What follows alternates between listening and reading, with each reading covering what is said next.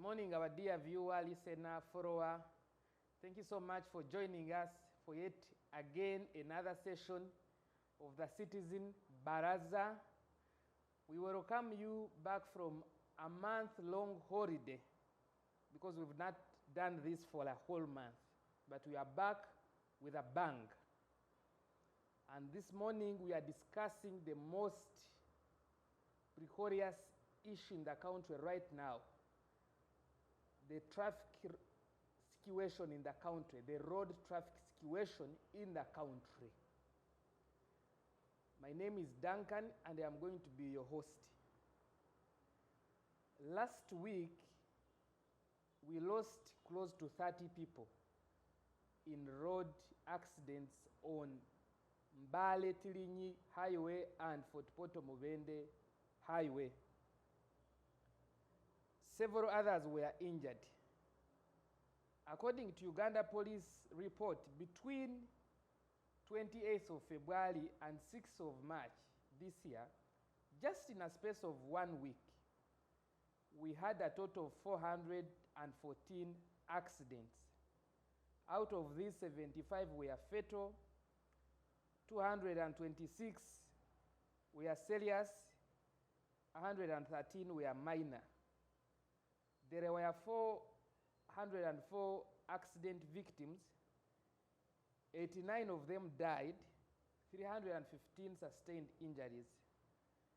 And then there is also the general impunity on our roads. Very few drivers are following traffic rules. And with us this morning to tell us what the traffic police and generally the police of Uganda and the Ministry of Transport are doing to curb this vice is the spokesperson of the Directorate of Traffic Police, ASP Faridah Nampiima. Afande, you're most welcome. Thank you, Duncan. Yeah, so we'll get into it right away. What are you doing as traffic police to curb this vice of increasing road accidents? As traffic police, we have a lot we are doing. But before we go to that, from 1st May, 7th May, we lost 103 people on the road.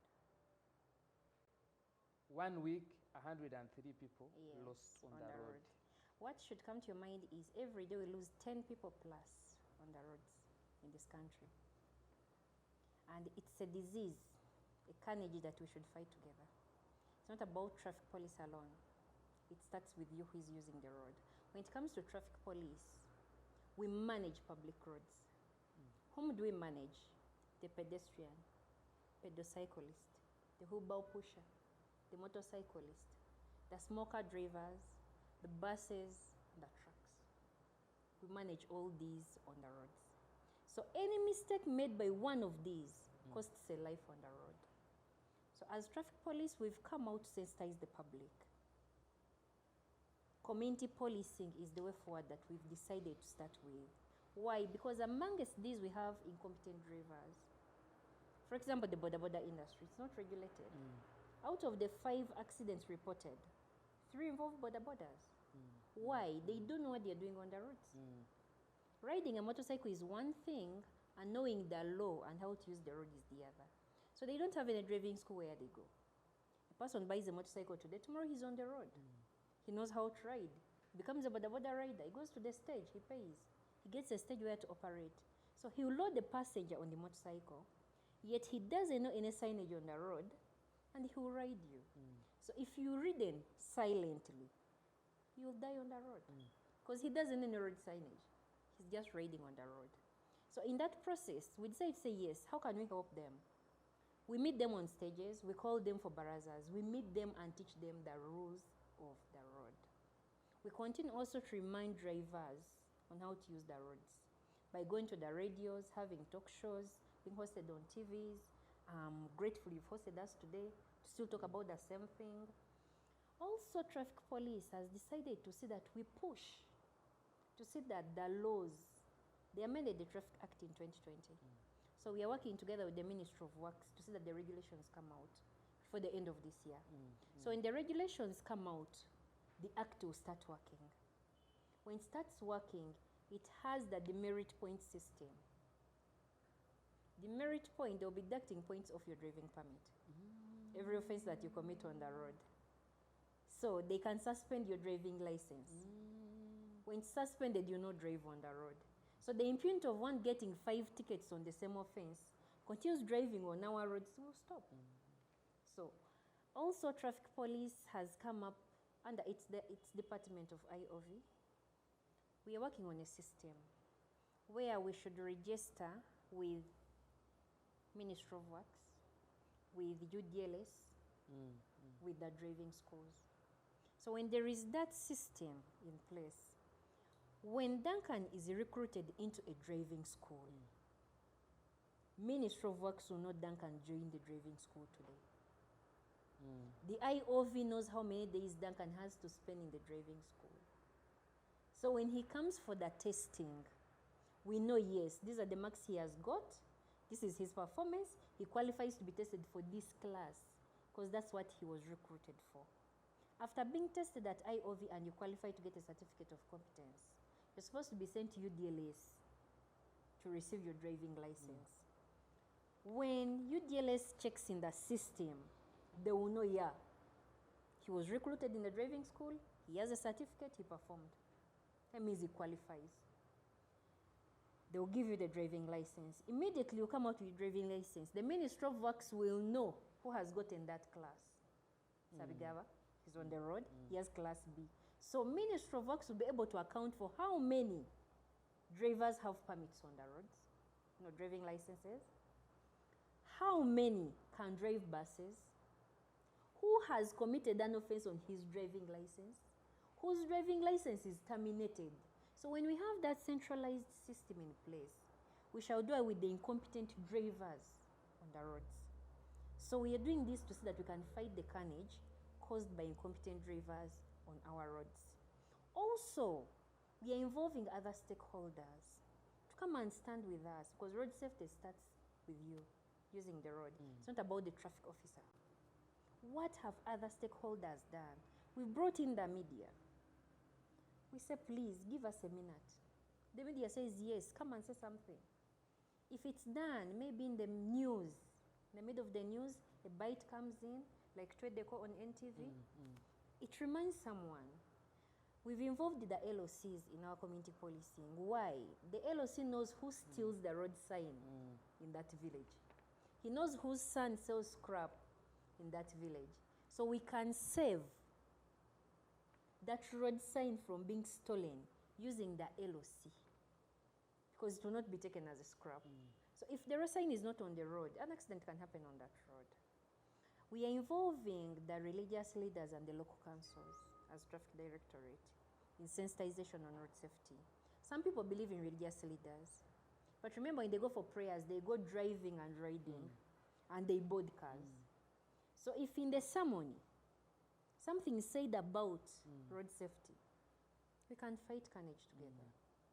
So we are also using intelligence-led operations as Traffic Directorate, so that people stop knowing we are there, and they drive police. They even put the lights. Are they there? Yes.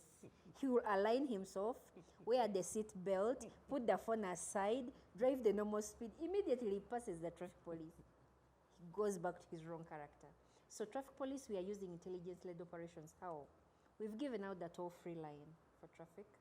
Anyone can call and inform us of any misconduct. We are using the cameras.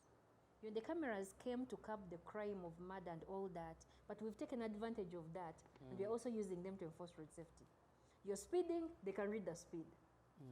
You're driving recklessly, we can know. We call ahead, they stop you, you're penalized. So we are doing a lot to see that we fight the curb of carnage on the road. But it all starts with the behavior, the character, the attitude of the road user. So we shall continue talking to them, because if they don't change, even if we do all this, the vice will remain. That's what we are doing as Traffic Directorate. Wow, I should say I'm amazed you're making some inroads, and especially where people are, the churches and and so forth. All that said and done, problems actually start from Kampala. The impunity you see on our roads the people who drive the big cars, the SUVs and so forth, when they are driving out of Kampala, they go with that character and cause havoc on the roads. And the people of Kampala are really tired of this problem. Are you doing anything to bring these bad drivers, especially of USVs, to book? We've involved the Minister of Transport and Works, General Katumba Wamala. We've given him the footages. Because it's better when it's handled in the cabinet.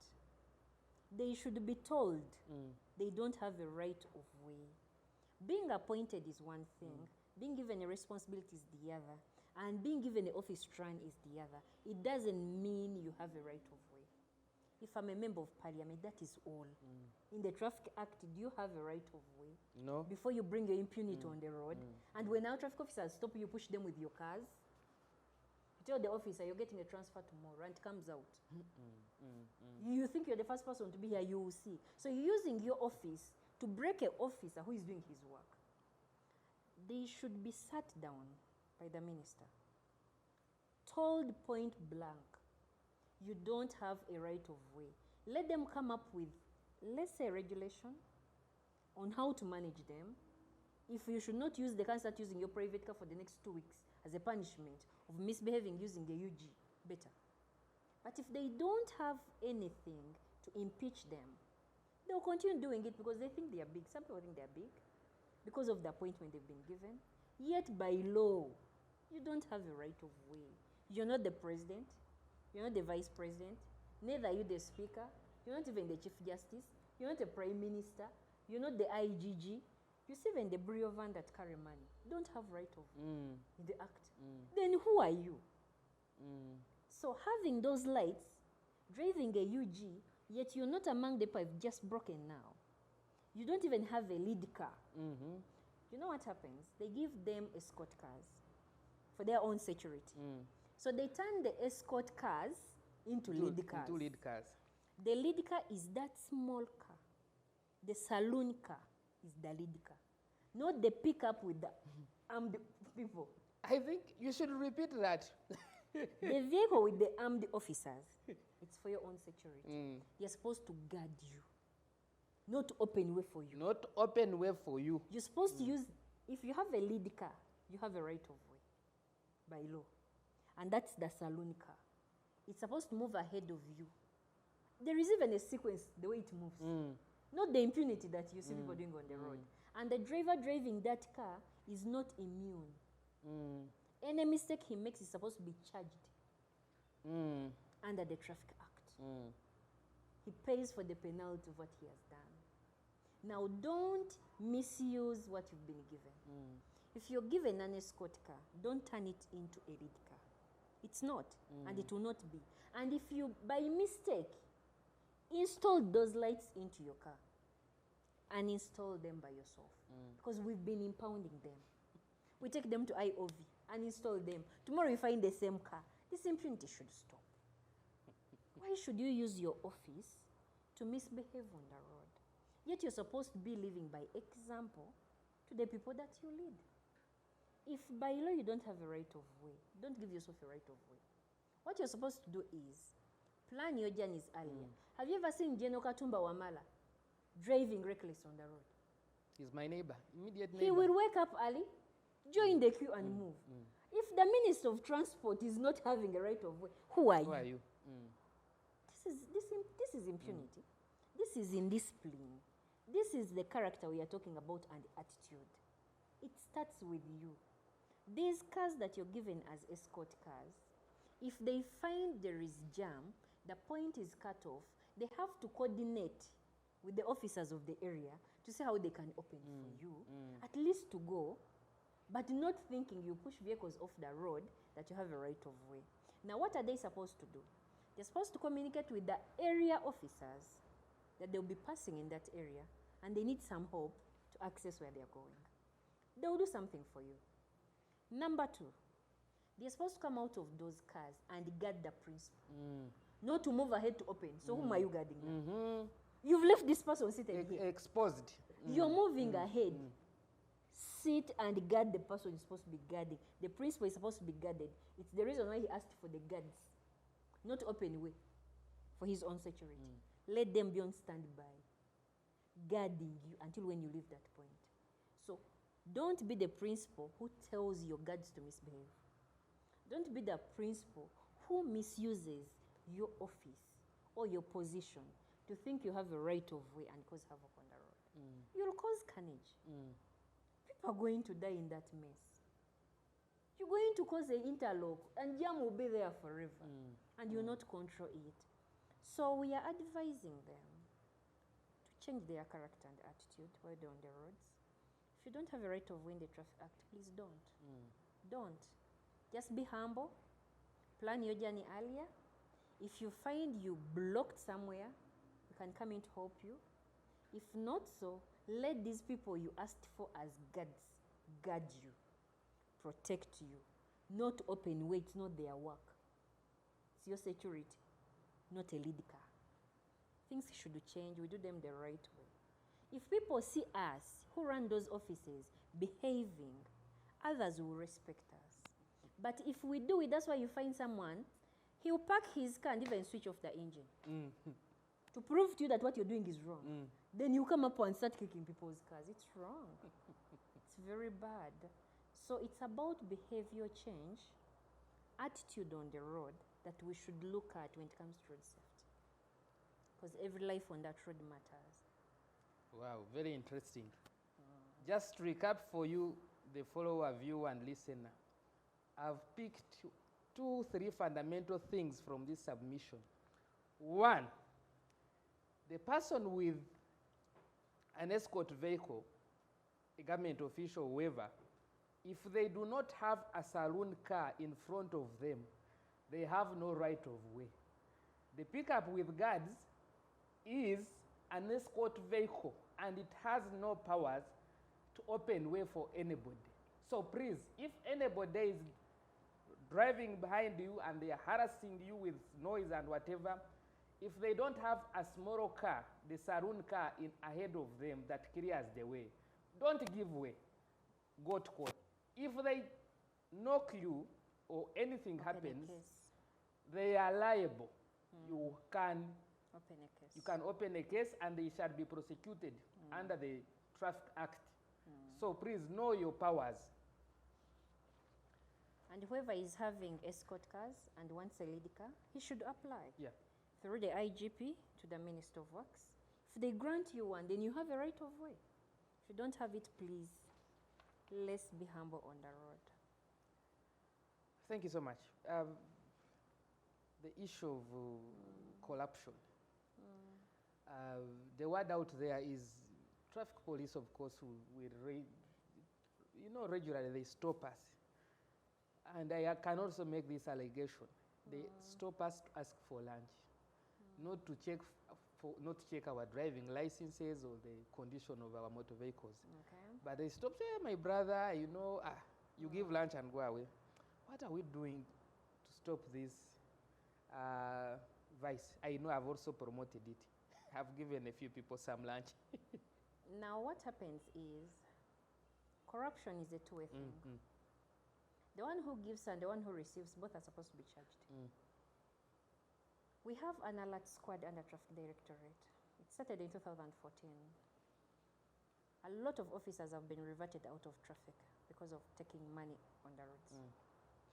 We are fighting it together with you, and we have a standby court. Someone picks man on the road, is brought to court, is proved guilty, he leaves the unit. We send them out every day. Interesting. But there is something that hurts. You never come when we call you to come. And destroy. This is it. Come. That you tell me under which ground you gave my officer money. Duncan, stop giving my officers money on the road. What happens is, it's not that they stopped to pick money, not all of them, some, because we have returns of how many people have been penalized on the roads out of the offenses committed on the roads. We look and say, okay, this month we have 10,000 people penalized for driving without wearing seat belts.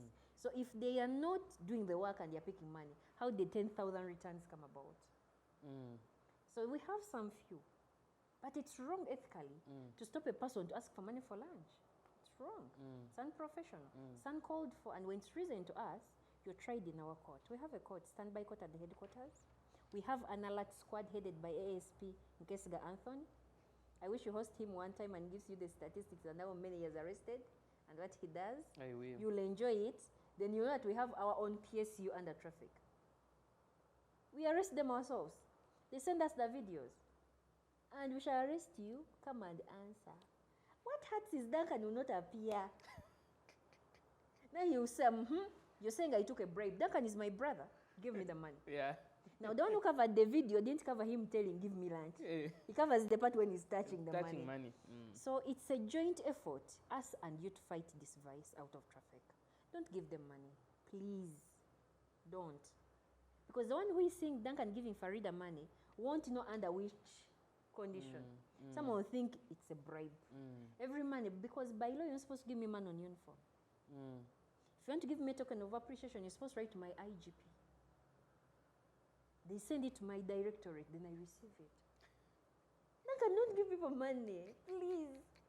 Follow the right procedure. If you want to buy them the water and the lunch you're talking about, follow the right procedure. Through the IGP, token of appreciation to Nampiima for the work done. We are buying her lunch for a year. This is the envelope sent. Signed to the IGP, letter attached. Let it follow the procedure. Don't give my officers man on the road. If he says bring out the permit, bring out the permit. Don't bring out the wallet and the 50K note, the 20K note. Don't bring out the money. It should stop. It starts with you. Don't give them the money. I want him to penalize you for not giving him money. Then I take it from there. Don't give money to buy the offense you've committed. That is the attitude, the impunity, the behavior. Why do you buy yourself out? After committing an offense on the road. It's wrong. Then why is this officer taking the money? It's wrong. So both of you have to answer. Because both of you have contributed to the problem on the road. Yeah. And then what happens? I run away. When you get the officer, they are charged alone. I have disappeared. They are charged and they go. Because we use the video. You should prove vis-a-vis the video. Did you touch money? Yes. You know, ingredients are there in an offense. Was the money exchanged there? Yes. Did he take the money? Yes. Was he on uniform? Yes. Was he on duty? Is it ethically allowed by law or not? Not. So we may charge you under misconduct and we may fail to charge you under corruption. Because if we are charging you under a behavior, it's different from a bribe. Because bribe, you have to prove it's a bribe. It's a bribe, yeah. So here we shall charge you under ethics. You picked the money. That's misconduct. Yeah, you are in uniform. In uniform. You're supposed to take the money. Even if he's your brother, he's your friend. So you make the bribe and corruption case die. So Duncan, when I call you, come. Don't hide. Because you've given my officer the money. Just fallen. We handle the issue. I take you on for giving the bribe. I take the officer on for taking the bribe. So the vice stops on the road. Don't give them money. It's bad. Yeah, I think generally what Afanda is saying is, please, let's drop this habit of buying ourselves out. Let's stick to the law. It's an attitude issue. It's a behavioral issue. If I give money, the officer must receive it. Will receive it, and then but corruption starts from home. Exactly. So. Starts from home. Duncan, your mom is serving meat, you're taking 2 pieces, your sister is taking one. You're going to grow up greedy. Yes. When you break a plate, you want to bribe your sister, you wash the plates for her. She doesn't say anything. Doesn't so say you anything. buy yourself out all the time. So the upbringing, the attitude, the behavior is the problem here. Things should change. They arrest you, Duncan, accept the ticket or to be pardoned freely. Yeah. And you proceed or to be taken to court. Yeah. But don't give him the money. It's wrong. It spoils the image of the force. True. So, from my side, lastly, do you think you have adequate staff or there is some understaffing in the directorate? We have, because we revert all the time, we have a gap. There is a deficit. Because if you come to that and say we've taken 6 out, we've not replaced the 6.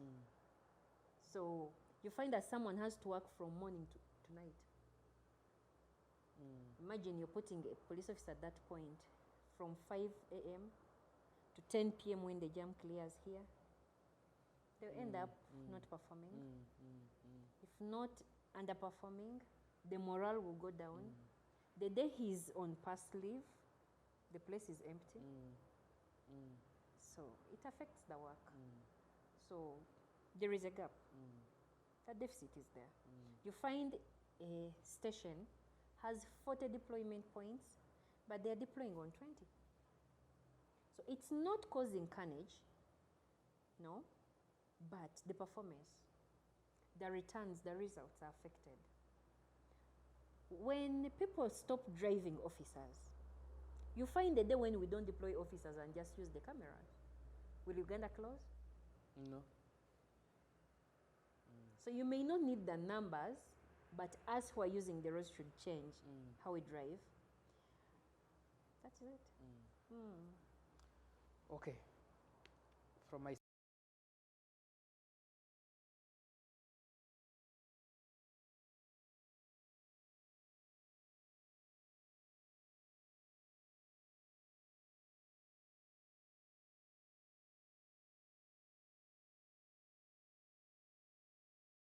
government programs and projects through these baradas, through GCIC platforms, follow GCIC on all platforms, Twitter, Instagram, Facebook, YouTube, and give us feedback on our WhatsApp line 0414-670-288 or send us an email citizen@gcic.go.ug. Thank you so much.